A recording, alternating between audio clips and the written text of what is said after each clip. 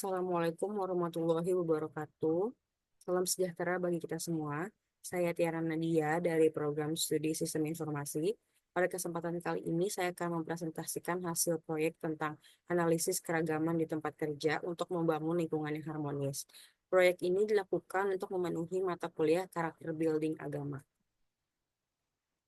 Yang menjadi latar belakang dari proyek ini adalah di mana kita tahu bahwa Indonesia menghadapi tantangan diskriminasi dan ketidakadilan di lingkungan kerja, meskipun kita memiliki nilai-nilai agama dan Pancasila yang mendukung harmoni.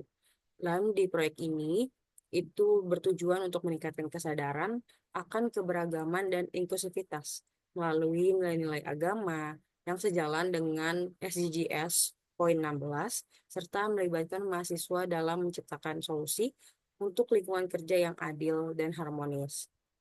Yang menjadi rumusan masalah dalam proyek ini adalah tentang bagaimana tantangan keberagaman dan inklusivitas itu mempengaruhi keharmonisan di lingkungan kerja.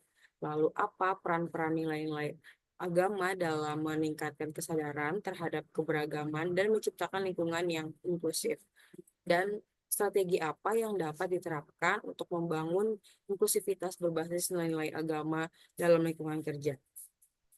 Berdasarkan proyek ini ditemukan beberapa poin-poin dan beberapa informasi dari observasi dan wawancara yang telah dilakukan.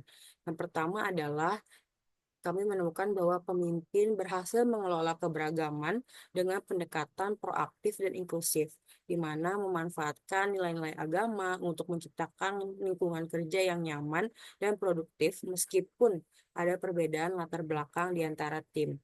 Lalu yang kedua, kami menemukan tantangan terbesar dalam menciptakan inklusivitas ini adalah perbedaan pola komunikasi, kebiasaan kerja, serta praktik ibadah dan budaya.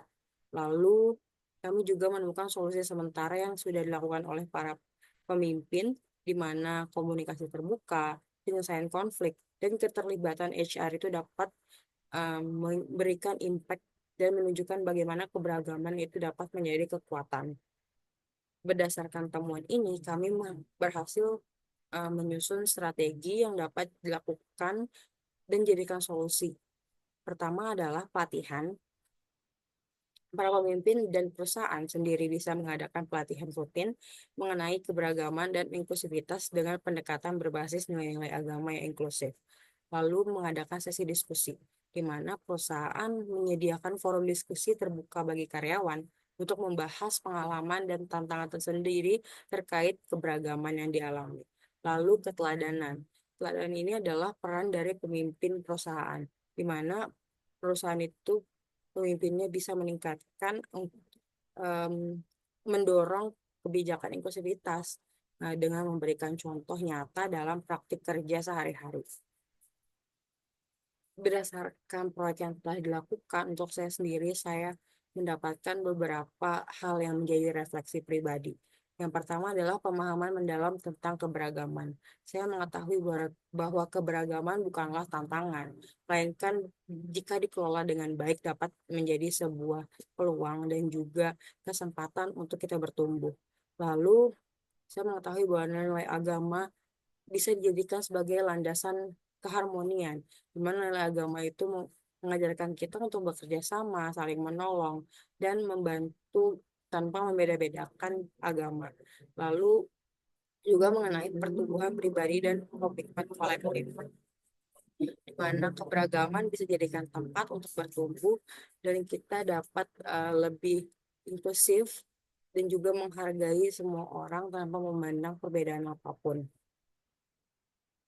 Sebagai kesimpulan, keberagaman di tempat kerja itu bukanlah penghalang, melainkan dengan solusi yang tepat, kita dapat menjadikan keberagaman yang kita miliki itu sebagai kekuatan dan juga sebagai alasan untuk kita lebih erat lagi. Terima kasih atas perhatiannya dan kesempatannya. Saya ucapkan terima kasih.